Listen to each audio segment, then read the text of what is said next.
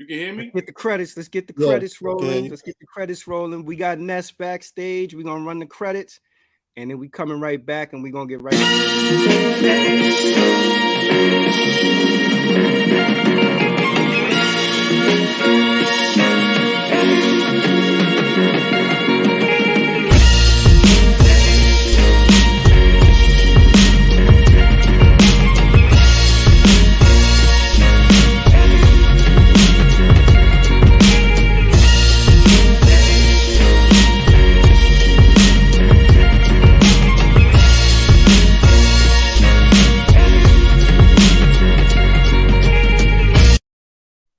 Welcome to the No Ideas Original Podcast featuring Shannon, Mr. Rob, and Ken.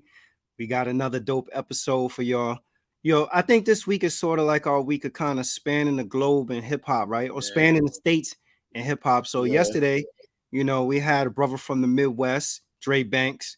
Today, we're fortunate enough to have a West Coast pioneer join us for a conversation. And it's just to me like these are dope conversations. You know why? Because I think we have a tendency sometimes to be like East Coast centric, like having grown up and lived on the East Coast. I remember I think we were interviewing Mike Geronimo, and Mike Geronimo's rep was like, damn, y'all hella East Coast. And I was like, yo, she right. Based on all the stuff we was naming, everything was East Coast oriented. So to be able to have this next brother on is just to me like fresh perspective. I don't know about for y'all. What are your thoughts? What do you think about that, Rob, Ken? I mean, it's a whole different vibe, but I'd like to know about what the scene is like out there on the West Coast a little more. So I think it's real good. Yeah, man, and for us to span the globe, that just puts our name out there too, man. That No Ideas Original is coastal. We bi-coastal, tri-coastal, we up, down, we all over the place, man. So it's good stuff, bro. Without further ado, let's bring our guest on, Mr. Nasty Ness, founder of Nasty Mix Records, brought Sir Mix-a-Lot into the game. This man is a West Coast pioneer. So welcome to the platform, Nasty Ness. How you doing, man? Hey, what's up? So co-founder, I got to give my props to Ed Locke, who started me and Mix-a-Lot. And you said West Coast. So if I was in the Philippines right now, that would be way, way out there, huh? Yeah. Yo, I wanna ask you about that. I wanna ask you about that. Because what you came to Seattle at the age of 10, right? Talk to us a little bit about what life was like in the Philippines, because a lot of times people they come when they so early, they don't have recollection of what it was like actually growing up where they're originally from. So what's life like in the Philippines? Well, I spent majority of my life growing up on Okinawa, Japan, because my mom worked in the military hospital, but I spent time in the Philippines too. But most of my recollection was like living on Okinawa, So if you ever watch Karate Kid 2, that was what my life was like. Yeah, with Daniel-san and the Chosen and Mr. Miyagi. Yeah, they were there when I was living there. So yeah, it was like that. Mm-hmm. but what was it like? I mean, eating sushi every day was a common thing to me. So when I came to the States, no one in the States really knew what sushi is, right? The Japanese food sushi. Yeah, I eat sushi. Yeah, but back then, like, no one knew what sushi was. And then I when I came to the States, I was going, wow, there's no sushi here, And then when I would watch TV, they had. You remember Speed Racer? Yes, sir. Cartoon. So it started in Japan, Speed Racer, and when I watched it, I would watch it in Japanese, and then when I came to the States, it was in English. I was going, that's weird. I didn't know he could speak English. That's why the mouthing looks like that. How often have you been back? Have you been back to the Philippines? Oh man, I have been to the Philippines. Well, my mom passed away in 1980, so we buried her there in 1980, and I think I went one more time, maybe in 1983 or 85, but I haven't been there since. But I would love to go back, especially to visit my mom's grave, and and just to go back, for old time's sake. Right.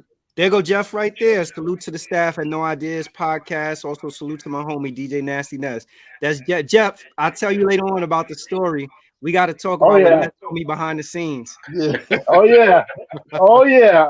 I'm sorry, Jeff. I told them a secret about you. And I thought they already knew. So never mind. Oh. Go ahead, Ken. Right. So, listen, Seattle, you know, is with some Sir Mix-a-Lot and stuff. Tell us a little bit about the Seattle rap scene.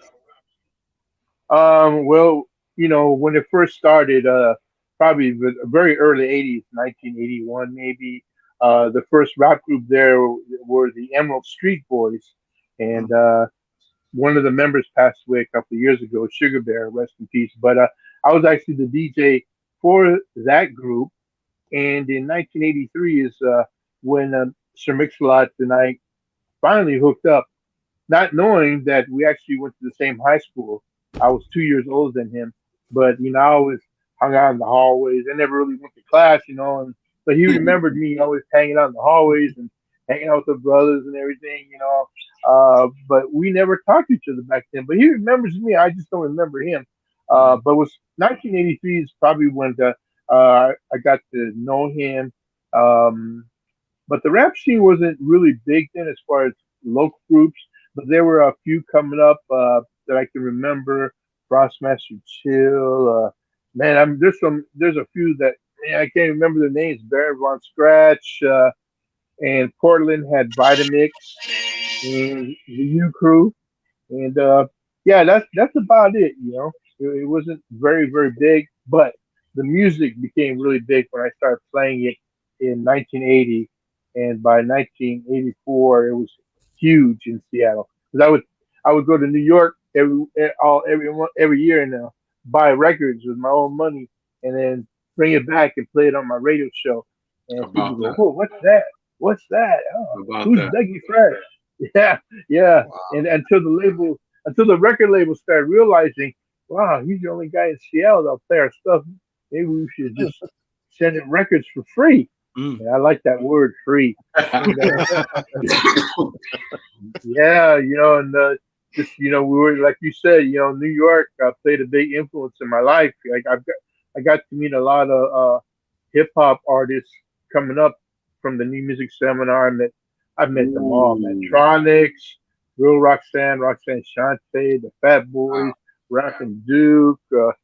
Yeah, you name it. I pretty much met all of them. You know, I was fortunate to meet them, and I was like starstruck. I was like, God, I don't know what it feels like to be popular. Yeah, they're on MTV. Wow. and I want to be like that, you know. But back then, really, there were no Asians around really doing it. One guy after me became popular. Fresh Kid Ice from the Two Live Crew. Yeah, that was kind of it. It was just him and I, you know. And everyone would say we look alike, and so if I was out of town, they'd think I was him, and then they'd think he was me. But we don't look alike. I'm handsomer. I'm a little cuter. Let me ask you what, you know. I'm gonna take a step back just a little bit. How was it transitioning coming from the Philippines into American culture? Well, being that I grew up also on Okinawa, you know, I lived around the military base, so I had a lot of American friends.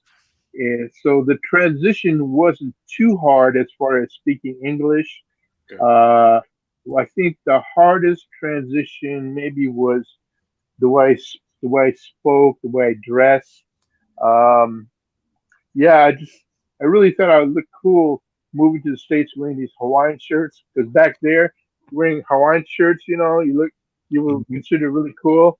But if you wore them here, yeah, they'll just laugh at you. and then I had this haircut, which I thought was real cool because I used Vitalis, this hair oil, Vitalis. Mm-hmm. My dad used it, so I used this. So I thought, hey man, that's pretty cool.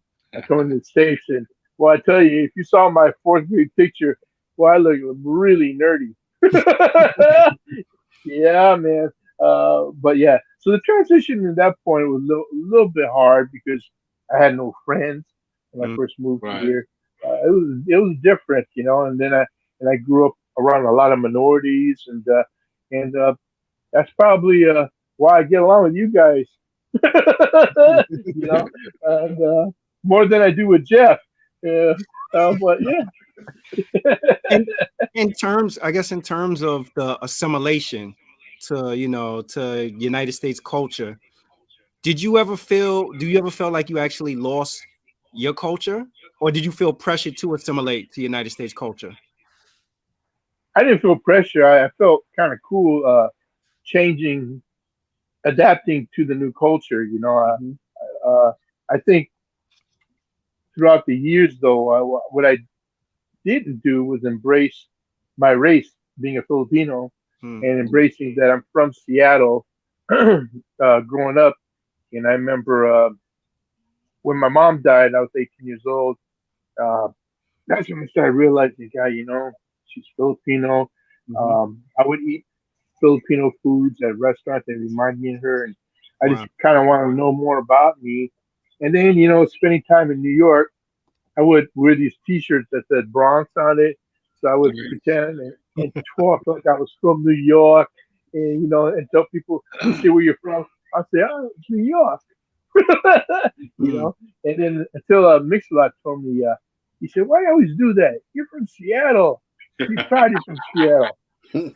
And he always wore Mariners, Seahawk gear, even if they weren't popular back then. He always wore them. Seattle Sonic.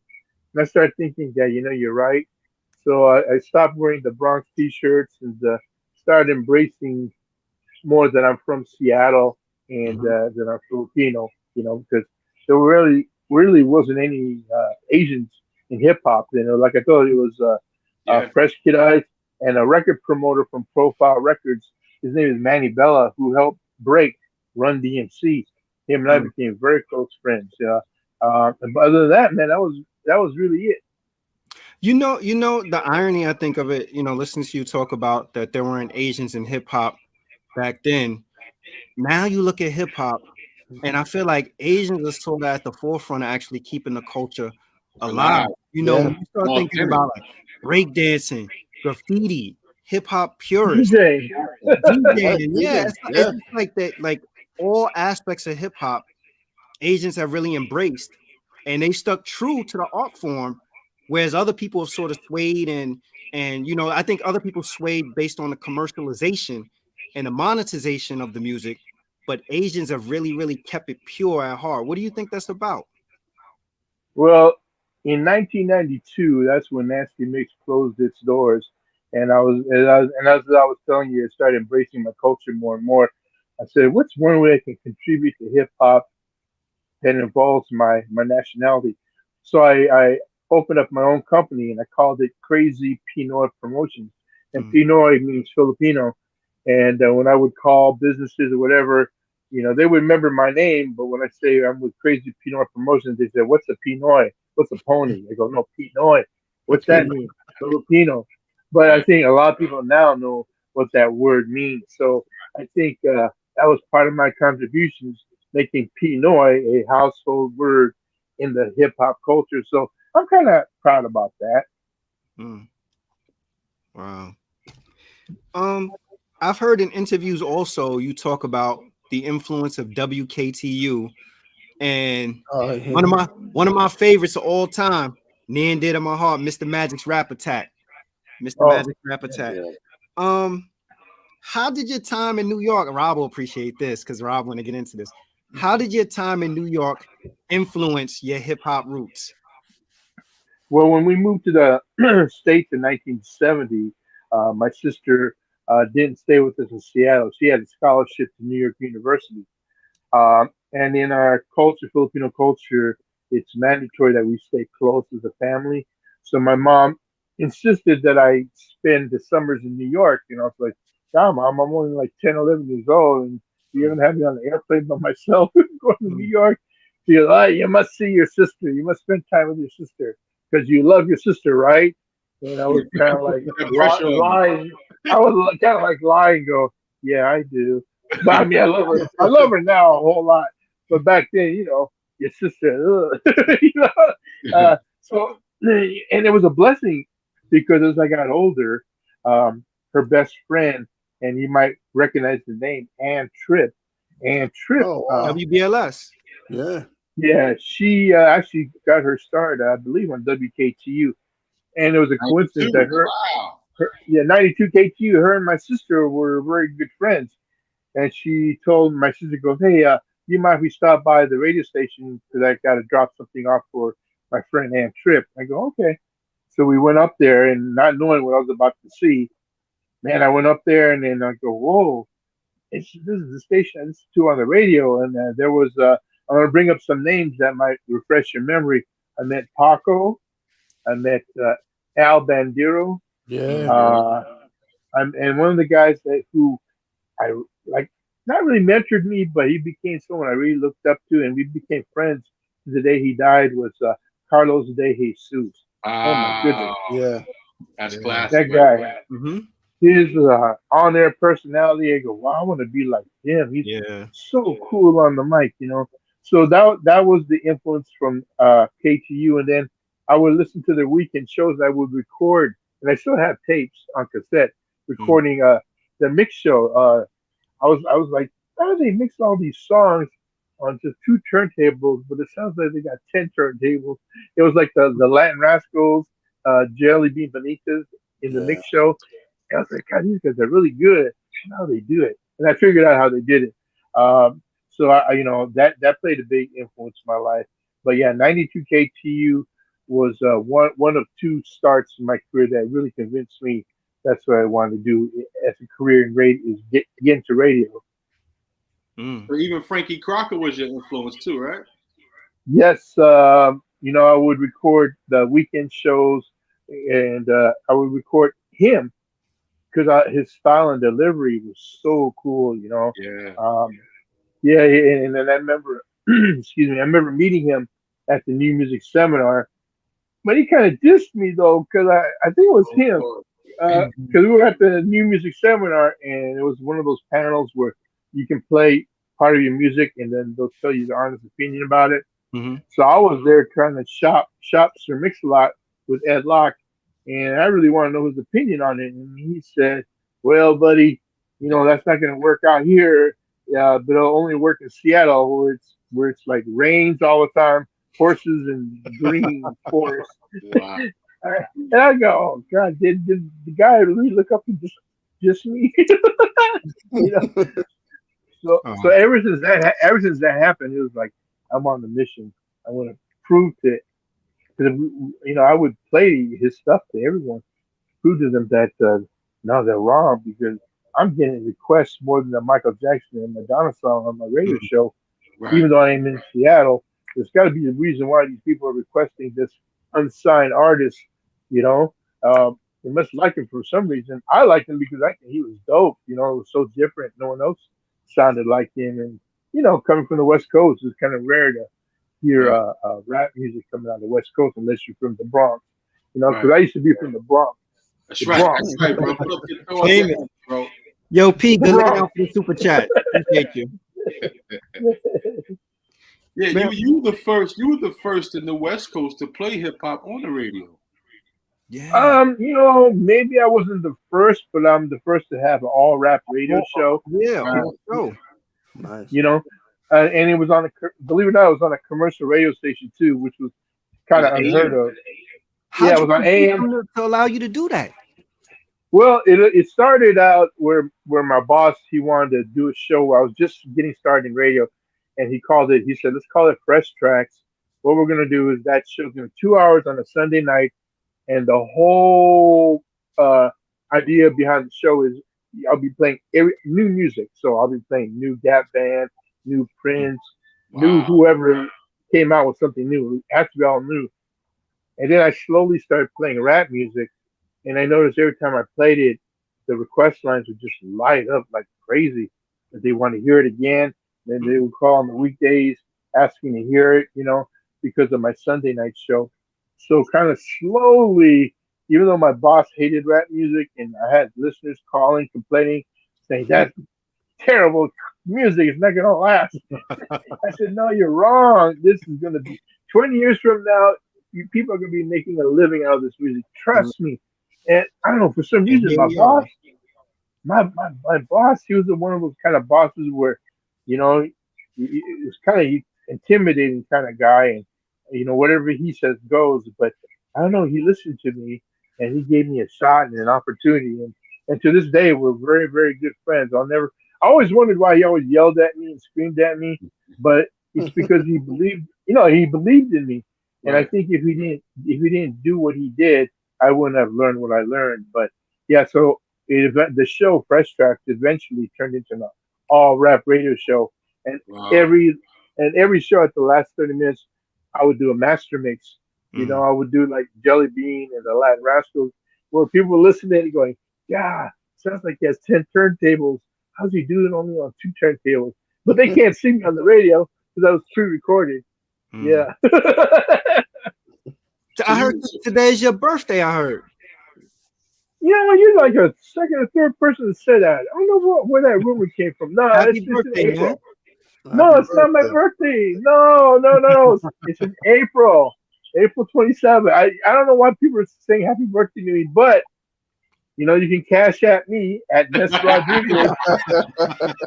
if you really believe it's my birthday, okay. Oh man! So how'd you learn to DJ?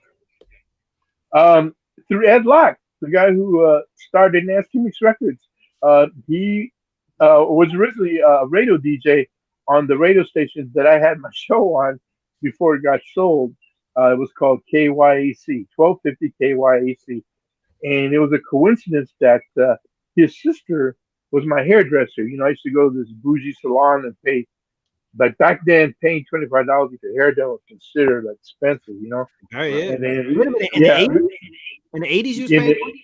No, it was like maybe 79, 78, 79. Oh, wow. Damn, you were doing really good for yourself. Yeah.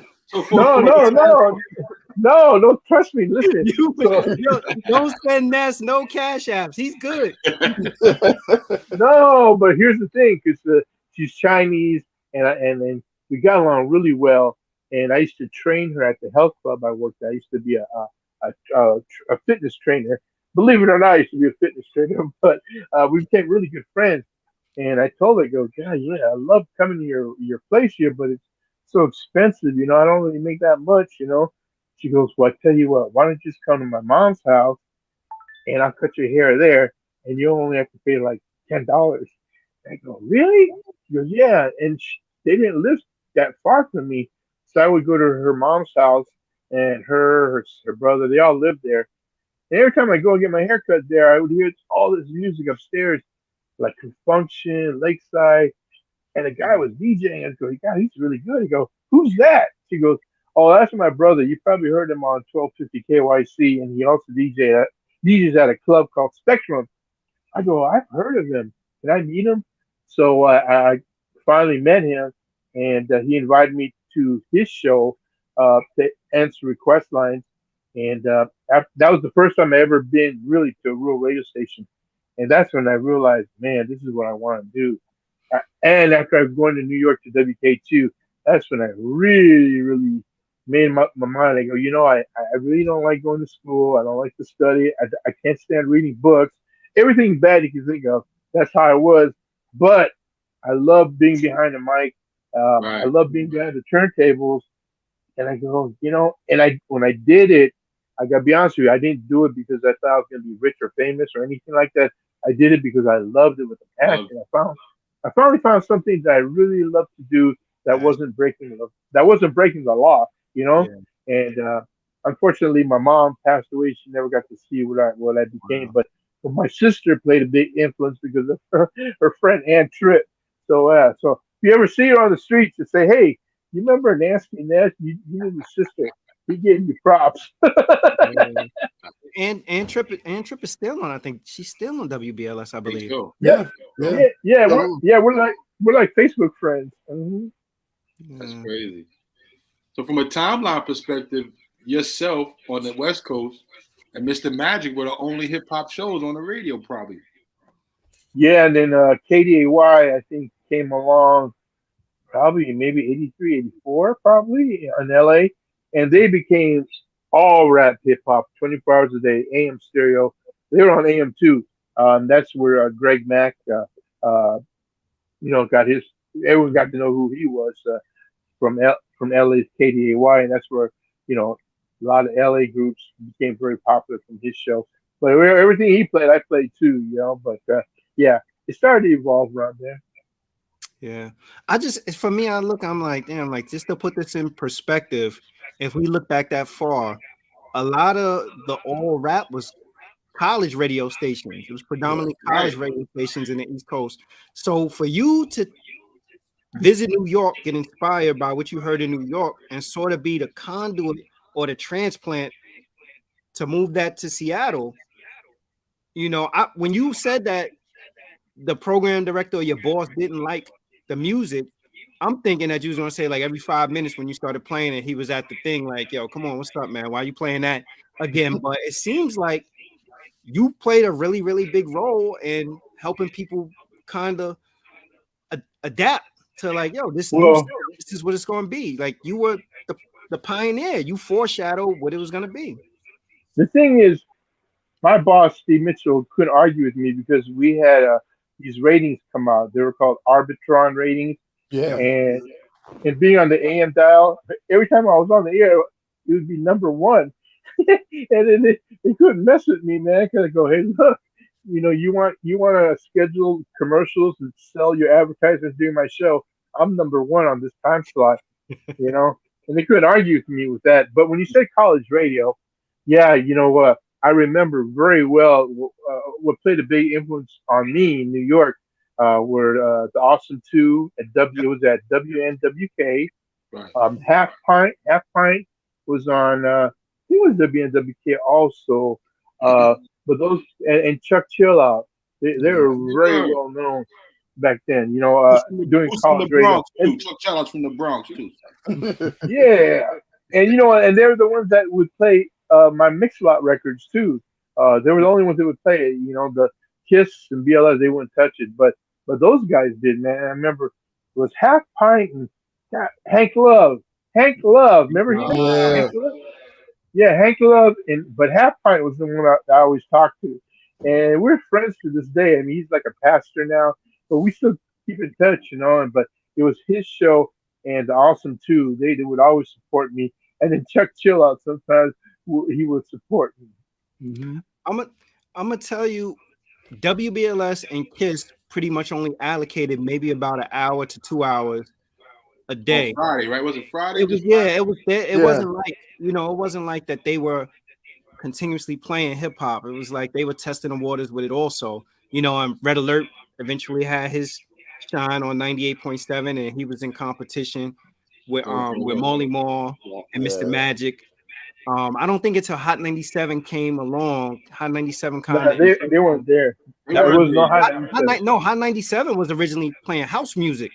Yeah, it was like then it turned into dance music, freestyle, Miami bass, that kind of stuff, and they sounded really good, Mm-hmm. I remember every top of the hour from the top of the Empire State Building. He doesn't get credit for it. He doesn't get credit for it, but Funkmaster Flex has been with Hot 97 since almost like the inception. Like he's been there for a long time. He was with Red Alert was to 98.7 Kiss FM, and Mr. Magic was to 107.5. Funkmaster Flex was there where he had like an hour and he was on, and he just stuck around to the formatting actually changed, to now. Now. But I'm gonna tell you the song that really rung off, I think, in New York from Mix-a-Lot perspective, and I know Ken and Rob probably remember this. My Posse's on Broadway. Yeah. Well, here's the story about that song. I told Mix, Edlock in our meetings, I go, this is one song that will break New York because New York has the biggest Broadway. Mm-hmm. And I just knew, man, that this is the one. Because everywhere else they liked the songs. Every city had a Martin Luther King Street, had a Broadway, right? But New York had the Broadway. That's right. I mean, the Broadway. The Broadway I used to go to before Disney destroyed it. You know? Wait a minute, Ness, before you go any further with it, for people that may not be familiar with Broadway once was in New York, 42nd Street. can you elaborate a little bit on what used to be on 42nd Oh Street my and Broadway? God. Well, you know what? It wasn't like when my mom, I told my sister, don't tell my mom I'm going out there. And she knew that was, I'm like 12, 13 years old and going out there because, Wow. but I tell you, that area had the best kung fu stores where I could buy Bruce Lee books, martial art books. Yep. They had movie theaters each side of the street, and that was where I could watch 3 Bruce Lee movies and 1 blaxploitation movie, all for like $2. Wow. I could just sit, But but it wasn't. crazy. It just wasn't so. It wasn't just so safe there. But that's also a place where people would walk around. You can buy cocaine. Like I remember this one nerdy looking guy going cocaine, cocaine, cocaine. And then talk about prostitutes. They just like They was walking everywhere. around with no top on. Yeah. It wasn't very safe. But for me, because I was confident because I knew martial arts and no one bothered me. But and I loved that environment. But yeah, it was cool going to the movie theaters. You could smoke cigarettes in there, and I just love going there because the Bruce Lee movies. You can watch 3 Bruce Lee movies and another movie for like $2-3. But it was crazy. And then plus they had a couple record stores that I would buy my vinyl at. Yeah. But yeah, but yeah, like I said, New York had the biggest Broadway, but New York, to my recollection, because I did all the radio promotions, was not the market that broke Posse on Broadway. It was other markets like in the South, KDAY, LA, the Bay Area, Georgia, New Orleans. Philadelphia is probably the closest to New York that broke Posse on Broadway, because I remember Power 99, WUSL. Big John Mons was the program director, and Kobe Cole was he was an intern there. Now Kobe Cole runs all these big radio stations. He's like big time now, but he was there as the intern. He remembers me real well because I gave him a Nasty Mix jacket, and they flew us out there to Philly to do a show, and so yeah, I remember Philly was a big supporter, St. Louis a big supporter. But yeah, New York really wasn't, except for maybe college radio, Hank Love Show or something like that. But it only came out once in the week over the weekend, so you didn't really get the, it helped, but it wasn't like getting full rotation. Like Power 99 Philly had it in regular rotation. Yeah, 42nd Street was a different planet back then. And Disney kind of destroyed it. I know it was dangerous, but it was so much fun out there. And I mean, because the energy in New York was 42nd Street. Everything was happening. So many things were happening. Let me ask you this: being loving martial arts and hip hop, what are your thoughts when you first heard Wu-Tang? Oh man, I loved it. It was like I know what Wu-Tang is, but and I knew who Steve Rifkin was too, because he discovered them, and being in the business, he actually hired me to promote his records on Loud Records, and I promoted it to college radio. But I think the coolest part about it is when they came to LA, and I was the rap editor for Hits Magazine. Was the RZA came up to the office, and he spent more time in my office and talking to me than he did everywhere else in the building. Because he saw pictures of. Because I still am a part of Bruce Lee's original school. He saw pictures, and then he knew I was into martial arts, and we would talk about. He loves martial arts. I remember him. It stood out. I remember Kumo D loves martial arts, and another one, the legendary WizKid, the DJ who passed away, WizKid, was a huge kung fu fan. So I remember those 3 really, really loved martial arts. And yeah, it's crazy how Bruce Lee martial arts played a huge impact on hip hop. Yeah, and I didn't get into martial arts because of that. I've always been down martial arts. It just so happened it kind of crossed paths. It kind of fused that way. Yeah. You brought up hits. How'd you end up transitioning from the radio into becoming a moving and becoming a editor on a magazine? Oh, that was kind of easy because the magazine, they knew I had a strong connection with college radio, and they said, we need to open up open up a section in the magazine where we involve college rap radio in it, and we could sell ads and blah blah blah. And they said the guy who hired me was Ricky Lee Mensch, who passed away, but he was the founder of Mix Show conference calls. He knew Funkmaster Flex, all those guys before anyone else did, and he's the first guy to put these DJ conference calls together every week, every 2 weeks. And then I started doing the same thing with my DJs, and I've been doing it now for 22 years. I just had a call yesterday with my DJs. Our guests are usually up and coming unsigned artists. I had artists by the name of Fresh Boy G and Krita were on there, and it's cool because a lot of these artists that were on my call from the day one, it's neat to see how they blown up, became big many years later. But yeah, so that was the transition. I did all I could in Seattle, and they were offering me a place to stay, more money. They're paying for my flight to move from Seattle to LA. And at first, I didn't want to do it because, Seattle's my home, but man, there was just so much hating going on. And I wanted to grow. And I also wanted to be in TV and movies. I want to at least be in something, it's been my dream. And all that came true. So on that note, if you ever watch House Party 4, it's the one that Kid plays not in. I'm in there. I played the gay pilot, and what else have I been? Oh, Kung Fu movies. I was in Kung Pao, Enter the Fist. I'm the guy at the boombox. Every time they fight, the villain fights, you see me dancing at the boombox. That's me. That's just to name a few. So I'm an aspiring actor, hoping to be like the next Mr. Miyagi. I see behind you on the wall. I see the Miseducation of Lauryn Hill and some plaques. Talk to us about that jewelry on your wall. What plaques you got there? Oh, and what did it mean? These plaques mean a lot to me because it shows that I was the guy behind the artist who, these plaques are like an award.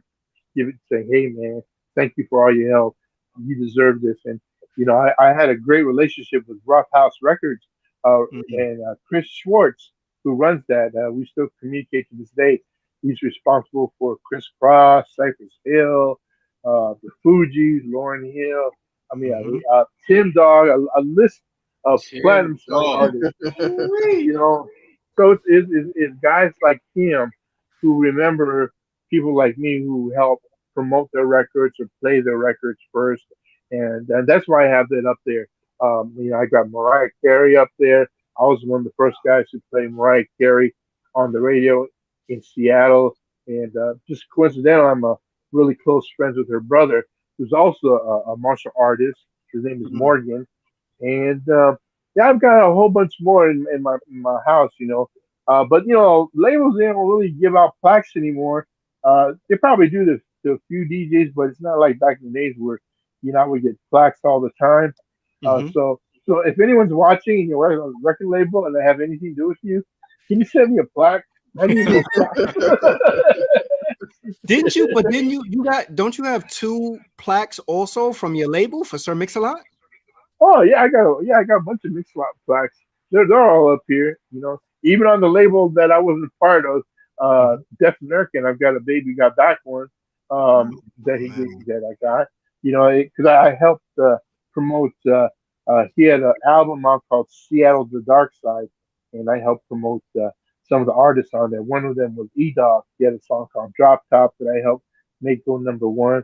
But I told Nix when he gave me Baby Got Back on a cassette tape, I played it on my radio show. And I told him, I go, man, don't take this wrong, but this is going to be your biggest record ever. But nothing else you ever put out will be any bigger than this record. Just like MC Hammer. You can't touch this.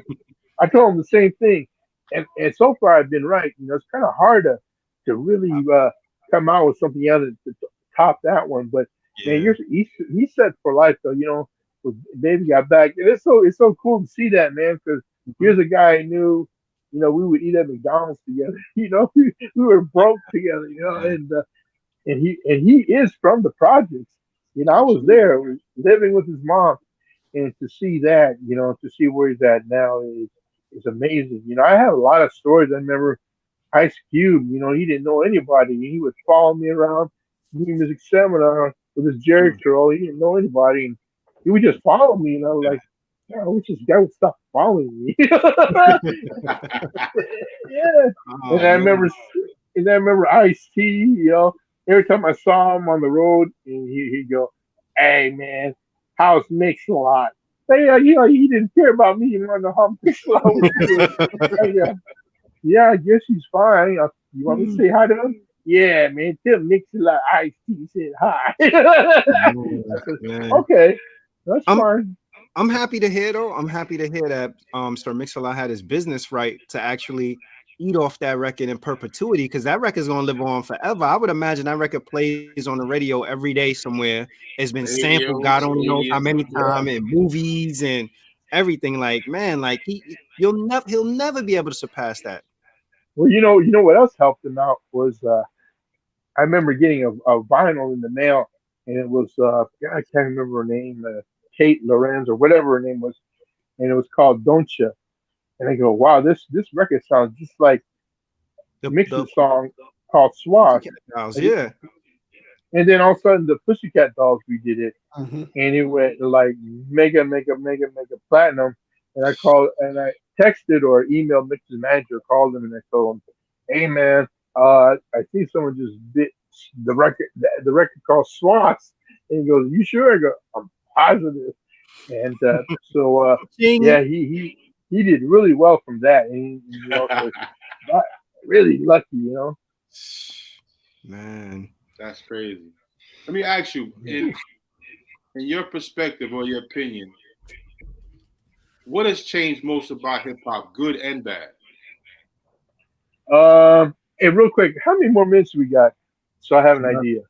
About 15. About 15. Okay, I'm gonna switch hats. Okay, if you don't mind, because my guy Sonny Bonaho sent this to me, man, and it has really good meaning. It says this is every Sunday, right? Every Sunday. Yeah. And the cool thing about it, and I told I promised him I would wear stuff or promote stuff that's positive. Right. And I asked him, I said, what's every Sunday mean? He goes, well, a lot of people just go and worship and pray to God only on Sundays. And I go, do you see people doing that? I go, yeah, I'm that way too sometimes. He goes, well, I think, he said with him, I always worship, thank the Lord every day. So every day to him is Monday, Sunday. Tuesday, Wednesday, to Sunday is every day is Sunday. So this is so that's so anyone seeing this, I hope it influences you in a good way. All right. What was your last question again? Now I said, what has changed in your perspective about hip hop, good or bad? Oh, okay. You know what? When they stopped making vinyl, that's when I knew, I was like, oh man, because having vinyl back in those days was a good way of me. Like if I had a record I wanted you to play, I would have the exclusive and say, hey, right. Shannon, man, I got this new record by Ken, man, and I have it on vinyl, and you can be the first to have it. And then you go, yeah, how can I get it? Well, I'll send it to you if you chart it on the Gavin or the hits chart. He goes, you promise? Yeah, I'll send it to you. See now you can get any record you want. You can even go on YouTube and turn it into an MP3. It's like it's easy to get records now. So I think that hurt artists a lot when MP3s, the digital age, happened. So it's good and bad to it too. And now when DJs DJ, I think the cool part is they have this thing called Serato, where everything is digital. Yeah. Yeah, see, I'm used to playing vinyl. I don't really DJ anymore like the old days, but I'm used to having vinyl, putting vinyl on the SL 1200s. And people don't even use that anymore. They use they use the Rain controllers. Mm-hmm. Yeah, and then crates. Yeah, I remember having crates of records when I do gigs. Although I never carried the crates, but I had all my guys carrying it. But I did have crates. I was lazy, but I did have crates, And so now you just go on the computer and punch it up. It's just kind of amazing how it's grown, and I'm not mad at that, man, because it's evolved. That's life. Things got to evolve. You can't just stay the same all the time. So in that aspect is good and bad. But yeah, I think when they got rid of vinyl, and they say now vinyl is really popular again. But but as far as just sending it to DJs and everything, it's a lot easier now to promote a record off of MP3 because all I gotta do is press a button and they'll go to 200 DJs. But the thing is, since it's so easy to do that, I've got all these other promoters that can do the same thing. So it's like I'm in competition with everybody else trying to break a record, like my guests yesterday on my conference call, Krita and Fresh Boy G. There's like 50 other promoters promoting the artists, unsigned artists. But I think the thing with me, with my company, RapAttackLives.com, I really promote and stick with the college radio DJs, and I really try to keep unsigned artists, give them a chance to shine on the charts. Even if they're just on the charts and they're not really selling, but just to get the name, the visual out there that, man, it's a new record here by Ken, by Shannon, man. Hey, where'd you see that? It's on the RapAttackLives.com chart. Really? Oh, yeah, it's cool, So I've been trying to keep myself relevant that way, my DJs are loyal. I don't have a whole bunch of DJs like I used to, but they're the ones that I do have make a difference because they'll give it a shot. They'll test it. They'll be honest, and they'll tell you if it's whack or not. And, yeah. I can't tell you how many artists in New York when I was growing up were broke on college radio from Stretch. You familiar with Stretch Armstrong and Bobbito? Yeah. Bobbito. Him and I go back because he worked at Def Jam. And he was the guy who sent me my first Def Jam record. It was him and Russell Simmons. When they were first starting out, that's how I got the first LL record. It was a purple color vinyl, and that's how I got to know who they were. It's Bobbito, and that's when I knew when he had hair. He had hair, no, seriously, I knew him when. And if you know Bobbito, I knew him when he only had like 2 pairs of tennis shoes. And now he's a huge, he's got yeah. So him and I go way back. I've known, I've met Stretch, but but Bobbito and I go way back. Yeah. And what happened was a lot of these record labels, like even Martin Moore, a lot of these record labels recognized that they had their finger on the pulse in terms of talent and started putting them in positions as like A&Rs and things like that. Like I think Martin Moore may have been an A&R at Penalty Records or Tommy Boy or something. Yeah, I remember him. Yeah, people, so college radio's always been like a good resource and a pool to get talent or to break records. I think Wu-Tang broke from college radio.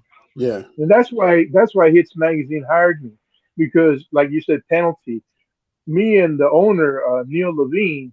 Yep. Because we used to do business with Neil Levine at Nasty Mix Records. He knew I was the guy in Seattle, the guy who has the connection with college radio. And it was because of that that college radio played a huge influence.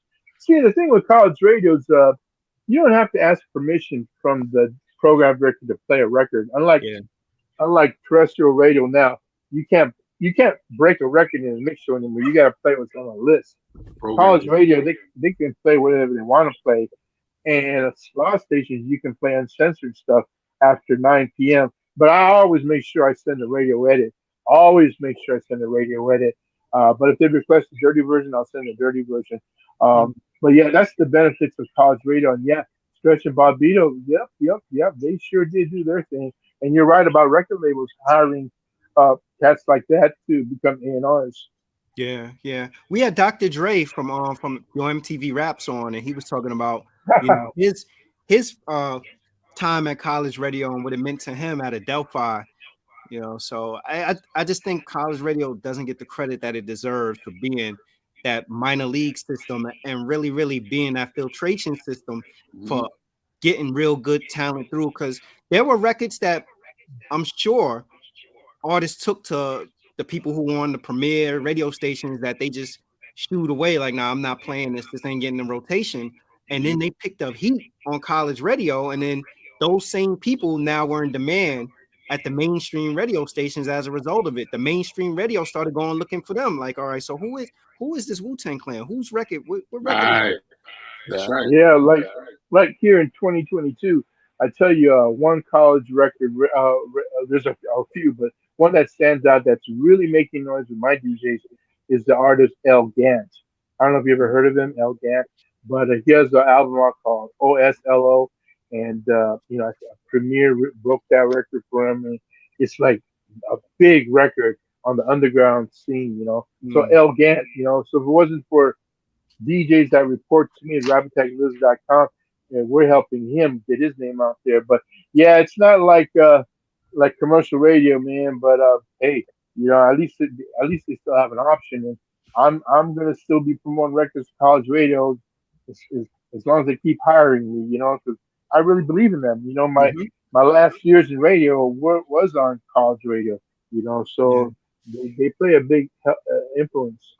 And less politics too, I'm sure. Oh yeah. Mm-hmm. Definitely.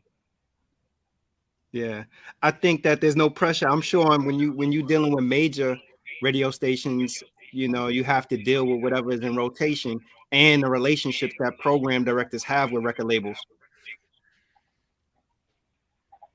Was that a question? No, I'm just saying.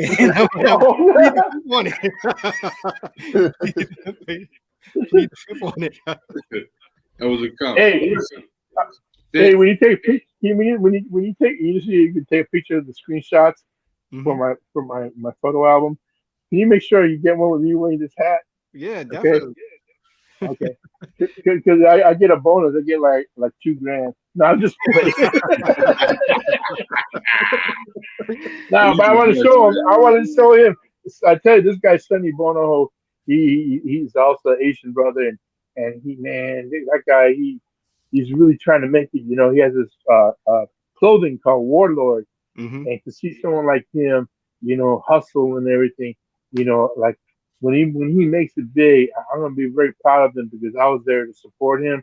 Being in this business, every time when you try to come up big, it's really the people that you really think going to support you. They don't support you.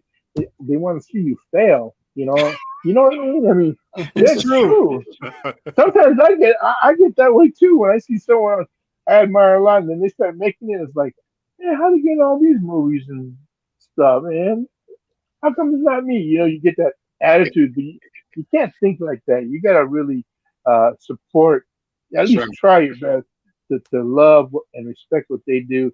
Because when it's your time, it'll happen. If it's God's will, it'll happen. Man. So yeah. So you guys. I hope you guys don't hate on me, man. Because when I become big, that's right. I'll remember you guys. Look, I really will. Look, when you become big, you got 2 platinum records, man. 2 platinum records. Yeah, but I don't have an Oscar or a Grammy yet. So I have an Oscar, Grammy. You guys will be in the nosebleed seats, but you'll be there. And I'm gonna wave at you. Did you go to audition for the new house party that's coming out? Because there's a new house party coming out. No, I've heard, it just by hearing, I've heard bad things about it. But no, I didn't go to audition for that. But I have auditioned for movies that stars like Jennifer Lopez. Yeah. Well, I don't know why, man. All these big movies, they're still saying no to me. But I'm gonna one day turn that no into a yes. Exactly. Yes. There you go. Exactly. Just remember, like Arnold, the guy who played Arnold on Happy Days, and Mr. Miyagi, he didn't get big and famous till he was like past his 50s, and I'm already past my 50s, so I still got a little time to become rich and famous. There you go. We'll see. Marita, yeah.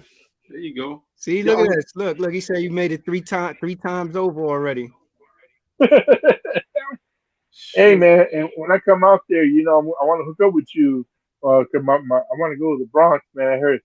I've seen stories about the food there. Is it Jamaican food? Oh, son, I'll take you right up White Plains Road, baby. Don't even worry about it. Yeah. You know, because every time I go there, I always want to eat at White Castle, but I was bringing like a big thick stack of Rolaids.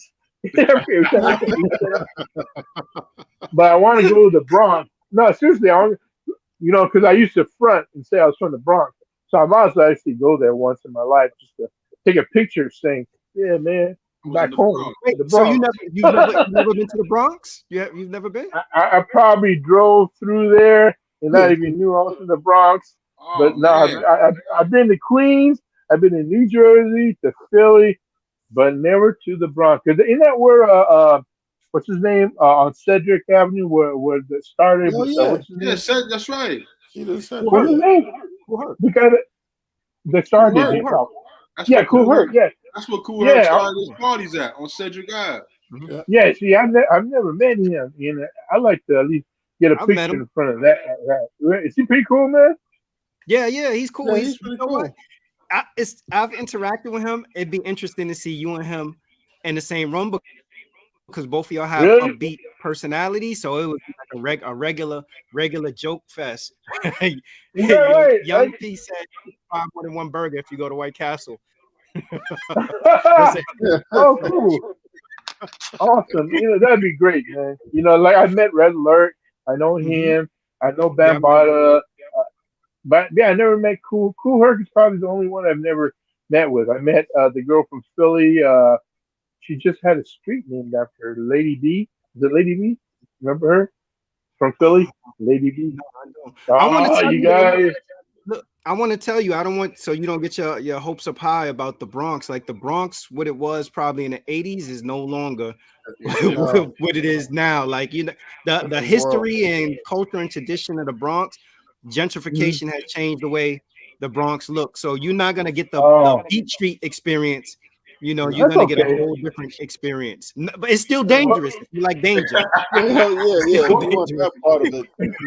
Well, the thing is, you know, a good friend of mine, Rocky, he's building the Universal Hip Hop Museum. It's going to be in the Bronx, I think. Oh, yeah, right? Yeah. Are you familiar? Yeah. Yes, sir. They're building it right now. You know, so I know I'll be there for that. But aside from that, man, yeah, you know, let's hook up. I'd like to go to the Bronx. All right. And hey, let me ask you this: how about Canal Street? Do they still sell fake Rolexes? Everything fake on Canal Street. Everything is still real. That's one place that hasn't changed. That's one place that hasn't changed. Well, let me know when you go back there again, man. Because you know, out here in LA, you know, if you wear a real Rolex, you know, if you floss them, like even with this watch, they'll try to steal it from you. You know, it's just so bad out here in LA. So I figured, well, sure, let me invest in the fake Rolexes. So if they steal it from me, it'll be like I just lost $25, right? So next time you go to Canal Street, no, you tell me. And I'll cash app you. I'll even throw in the extra $5 just for your effort. Seriously, I want a Rolex. Okay. Right? Diamond Rolex. I haven't been to Canal Street in I don't know how many years. It got to be like 20 years, probably. Like last time on Canal Street, was probably a kid. It's been a few years, but it's still the same shot. It's still the same. I used to buy a bootleg VHS tapes. You know, like if a new movie came out. You would buy it, and then you see the people in their heads walking through the aisle, you know. Yeah. But I used to collect that. Then they started doing it on DVDs, and then now all you need is one of those Fire Sticks, illegal Fire Sticks, and you can watch any movie on the Fire Stick. You know, yeah. I don't have one in case you know the police are watching. I don't have one, but I know there's a Fire Stick where you can watch that.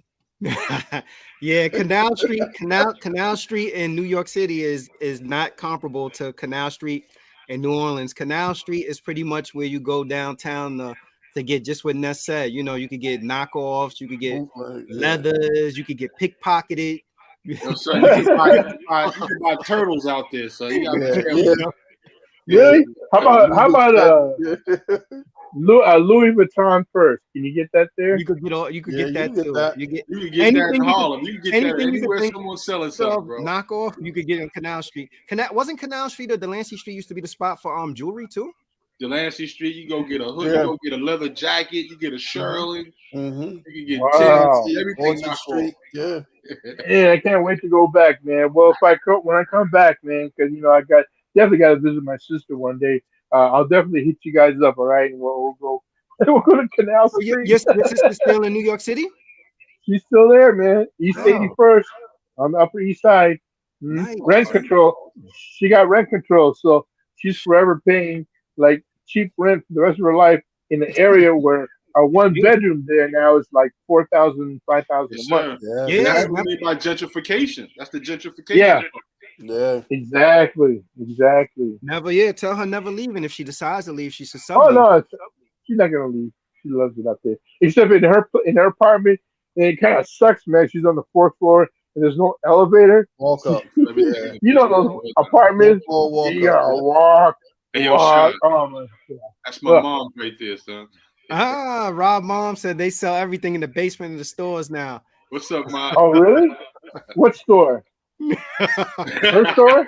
It depends on what you're looking for. Yeah. My mother's an avid shopper. She knows all the little spots in New York, all the little doors, everything, man. Okay, because I know my wife wants a Louis Vuitton purse, and I need a Rolex. So I'm gonna hook up with you, Rob. And you tell your mom, let's work it out. We'll work it out. We'll work it out, bro. You could probably get it for $100. You probably get a Rolex collection. You got 4 of those. Yeah. So every time I get robbed out here, you don't care because I only paid like $10. Yeah, I just put on another. Yeah, I'm glad I did this interview. Yeah, thank you, Jeff. I gotta give props to Jeff Kwan, my publicist. If it wasn't for him, I wouldn't be on this show. So Jeff, thank you, man, because I'm gonna have 10 Rolexes by next week. Well, Ness, man, I appreciate you. And Jeff, Jeff, we have to talk offline. I got to tell you the joke that Ness told us. Oh my God! Okay, I'm switching hats now.